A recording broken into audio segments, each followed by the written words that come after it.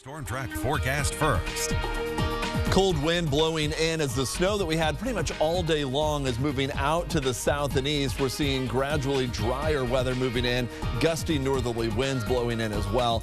That cold air already in place, but getting even colder. As we clear out toward morning, we drop down to some bitterly cold temperatures and even colder wind chills to start the day.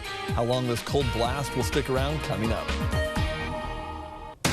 Now on KSNT News. Dating apps. They're used to connect with people, but tonight there's a new warning. Why you shouldn't scroll past those lengthy condition agreements. Plus, Nicodemus is just one example of the larger story of come to Kansas, chase your dream. It's the oldest African-American town west of the Mississippi, the history and the future of this Kansas town.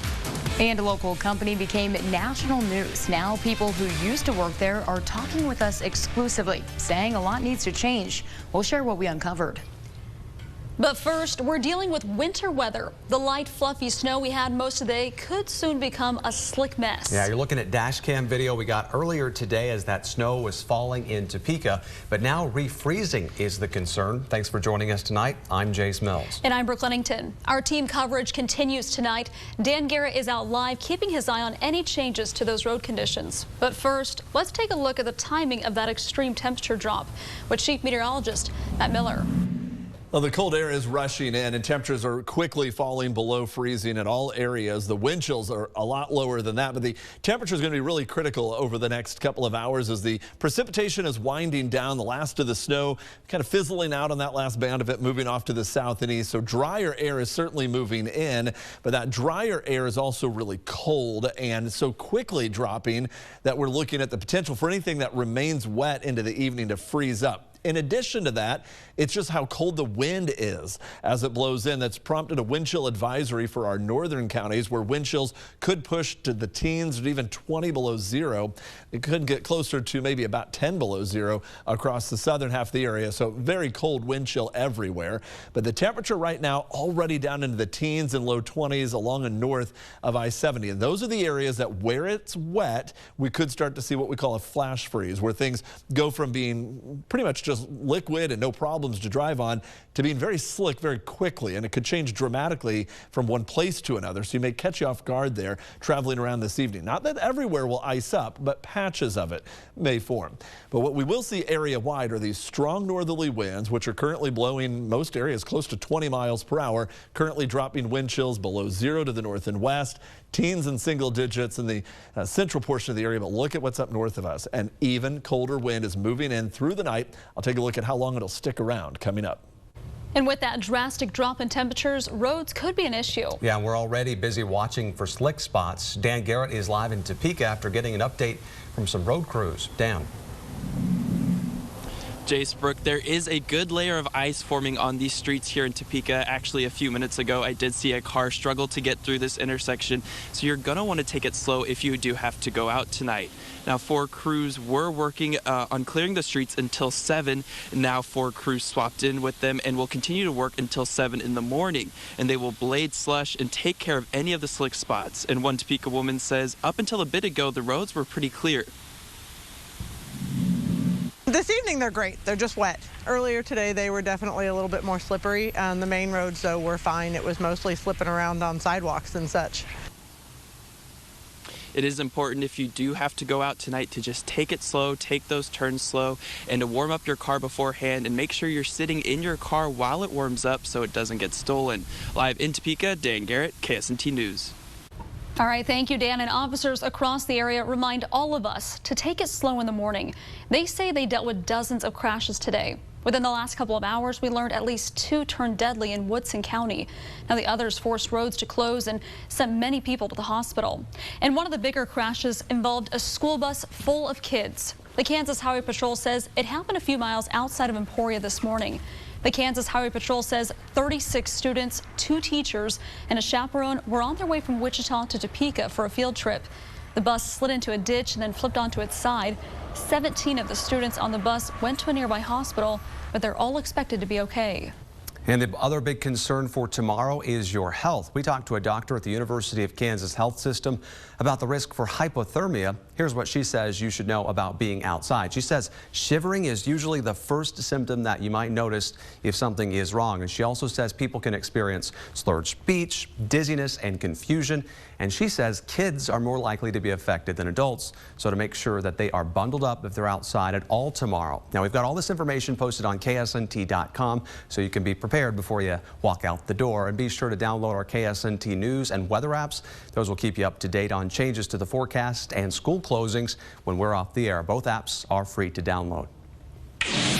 We're just 2 days away from Valentine's Day, but experts want you to stay aware about dating apps and how to find someone special. And here's why. They could have personal information that you didn't know they could get. Consumer advocates in Norway studied some of the top apps like Tinder and OkCupid. The group found that the apps share data like your sexuality, religion, and location with close to 150 different companies. Cyber experts recommend that you read the terms and conditions agreement so you don't agree to that without knowing. We need to start asking more questions. What is being used? How is our data being used? Why? How are you profiting from my data? And the Match Group, which owns OkCupid and Tinder, issued a statement. The company says user data is only used when it's, quote, deemed necessary to operate the platform. And local advocates say there's too many sexual assaults happening in the state, so they're trying to get the attention of lawmakers. Members of the Kansas Coalition Against Sexual and Domestic Violence held what they call a silent witness display at the State House. The display had the stories of 52 Kansas women killed by sexual and domestic violence lining the walls. And advocates say lawmakers need to realize how big the issue is.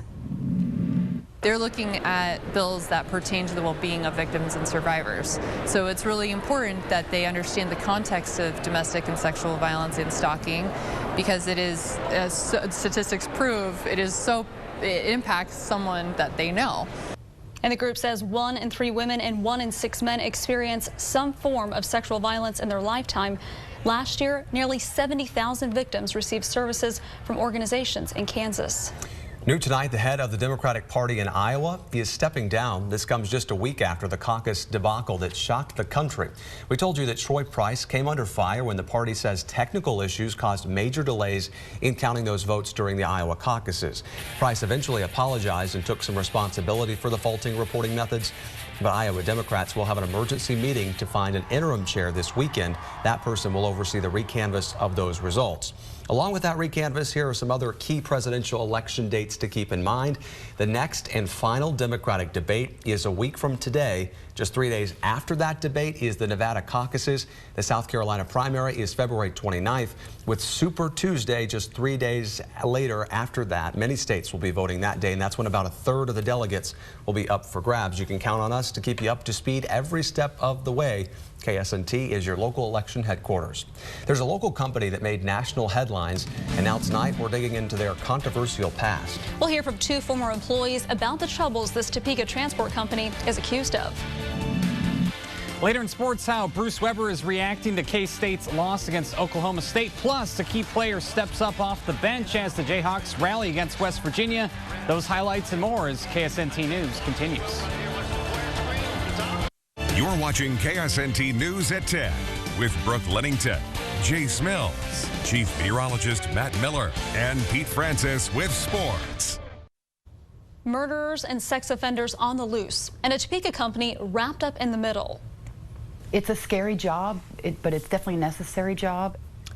Fox 43 anchor Molly Pat live in the studio now with the story you'll only see here. Molly.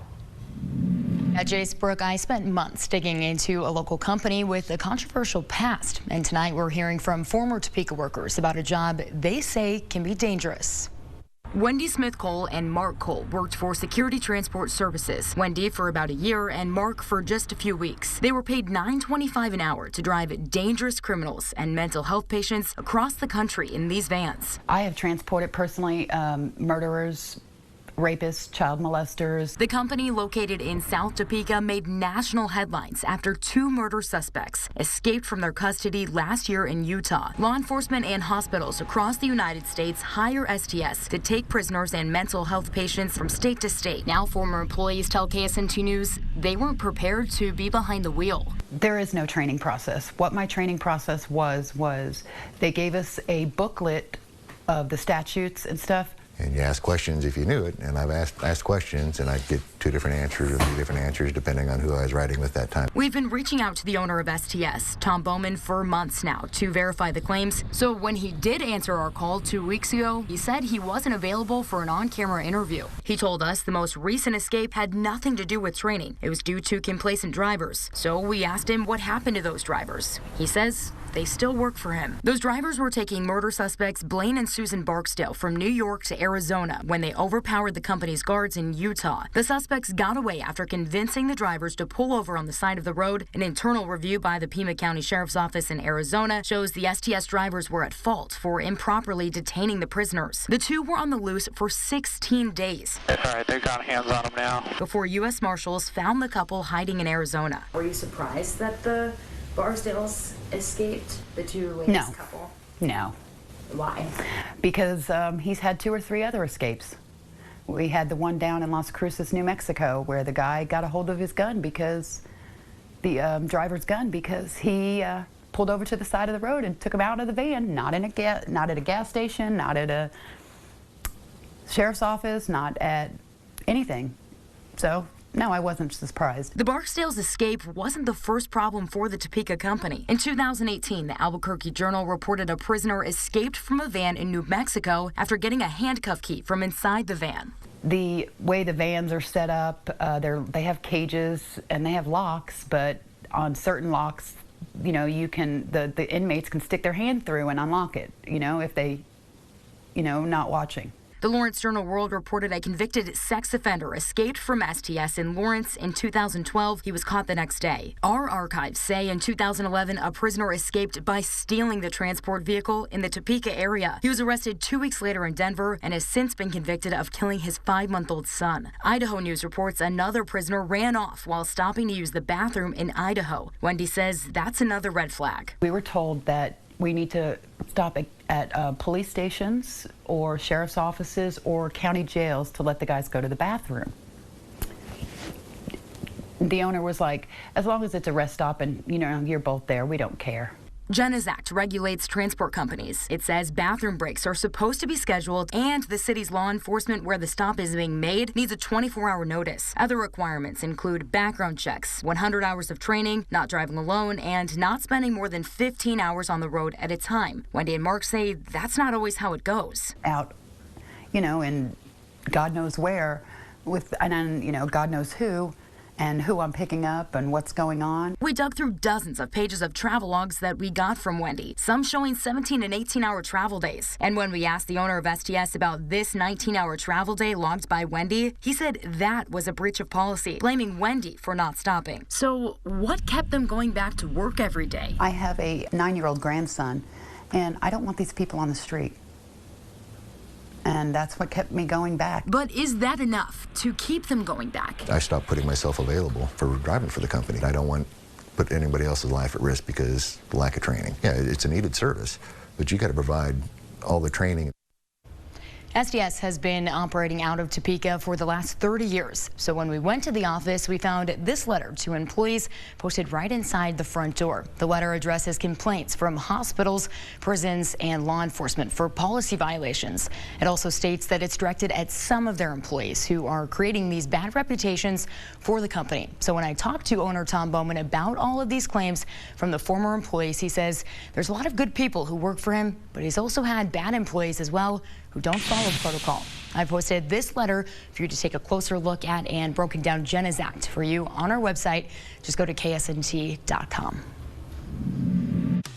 Tonight we're looking at falling temperatures, rapidly dropping temperatures, creating a potential for refreezing of anything that melted during the day, and that potential for the refreezing could cause some slick spots possible, especially early tonight. May start to see even the frozen spots on the ground, which will be hit and miss, dry up a little bit toward morning.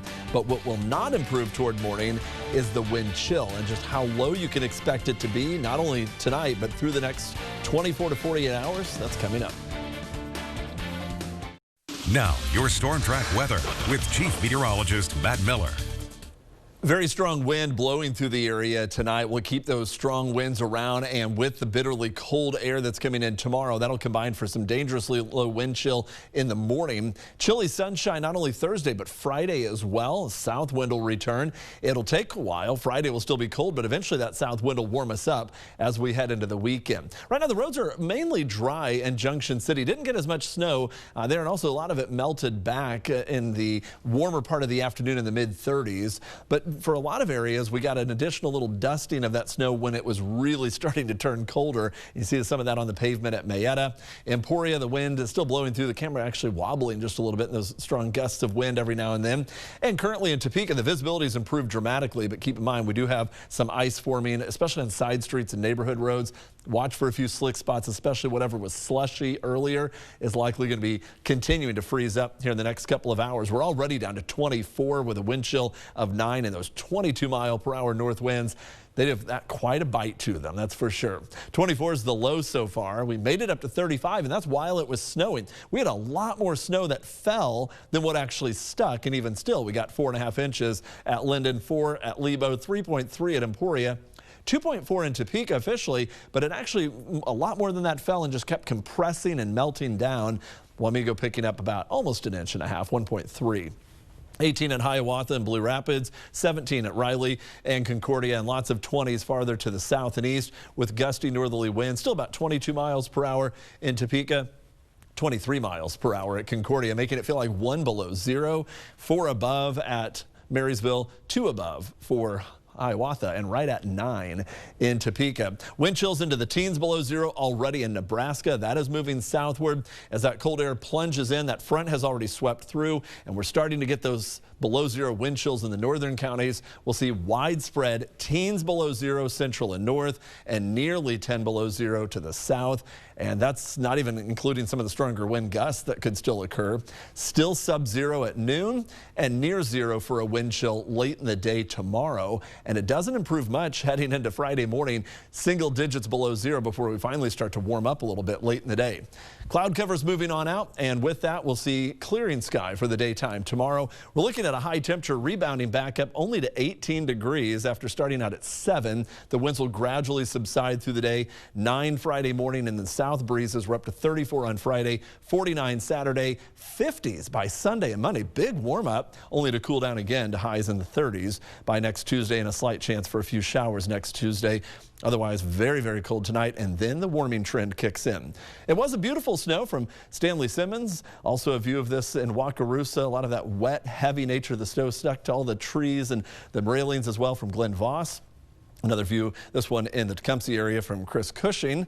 And some video, this one sent our way from Lori Martinson. Just a real picturesque country scene there down a creek as the snow is coming down in Hiawatha as well as in Shawnee County from Juanita Houck.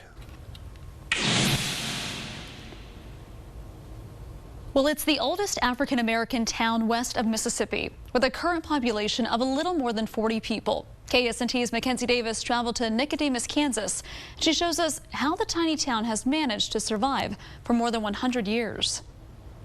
That's when they named the streets and all of that. Nicodemus is a small town with big history. It's a town in northwest Kansas established and built by former slaves from Kentucky. These are my great-grandparents. In 1877, newly freed slaves banded together to move to the Promised Land, the free state we call Kansas. For just $5, a family could make their way from Kentucky to start a new life. Nicodemus originally started with more than 300 settlers. When they arrived on September 17, 1877, there was nothing, resulting in some heading back east to Kentucky, while others saw opportunity. Got out here, they thought that they was going to have everything, but they lived in a dugout, survive. Nicodemus began making a name for itself. The highest population for the town was about 700. Nicodemus is just one example of the larger story of come to Kansas, chase your dream. The popularity didn't last long. Around 1887, rumors began to circulate a railroad station was coming to Nicodemus. However, it never happened. On top of that, a drought which didn't encourage settlement. A lot of people had to move because of the demise in farming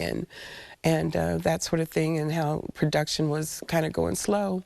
And so a lot of families moved west. Nicodemus has continued to see a decrease in population. However, it's managed to be the only black town in Kansas still around today. That gives us a sense of pride that a lot of these communities didn't have.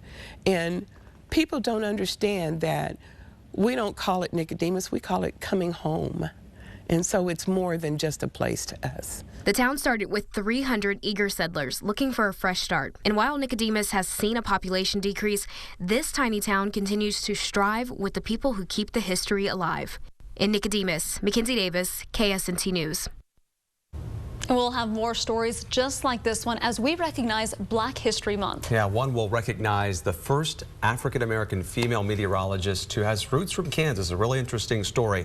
Don't miss that and others in our half-hour special Hidden History next Wednesday, February 19th. That'll air right here on KSNT at 6:30. Right after the news. A key player is back with the Royals for the start of this spring training. Plus, the Jayhawks go on the road for a top 15 showdown with West Virginia. Highlights and reaction straight ahead. Now, sports with Sports Director Pete Francis. Entering tonight, Kansas has won 8 games in a row. However, the Jayhawks are just 2-5 all-time at West Virginia. Let's go to Morgantown for a top 15 matchup. Early going, Udoka Azubuike with the lob from Marcus Garrett. What's new? Later, Hawks trailing by 6. Isaiah Moss knocks down the three-pointer. Tough first half, though. Oscar Shibwe slamming it home. KU down 6 at the half. Things getting worse. Miles McBride hits the jumper. Jayhawks trailing by 9. Here comes KU. Devon Dotson from the corner. Then it's Isaiah Moss wide open for 3. He's heating up. KU works it inside to Doak for the dunk. Only 6 points for him tonight. Back to Moss. He's on fire. Jayhawks grab a 3-point lead and never look back. KU gets a huge road win, 58-49, improving to 10-1 in Big 12 play.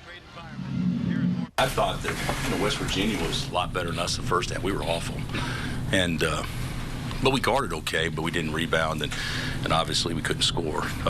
In the second half, I'm not saying we played great, but we actually got pretty good looks, and then we really guarded and rebounded better. And so, but you know, we won the game, but I don't know we would have won it unless Isaiah was in the game. KU is back at home Saturday against Oklahoma.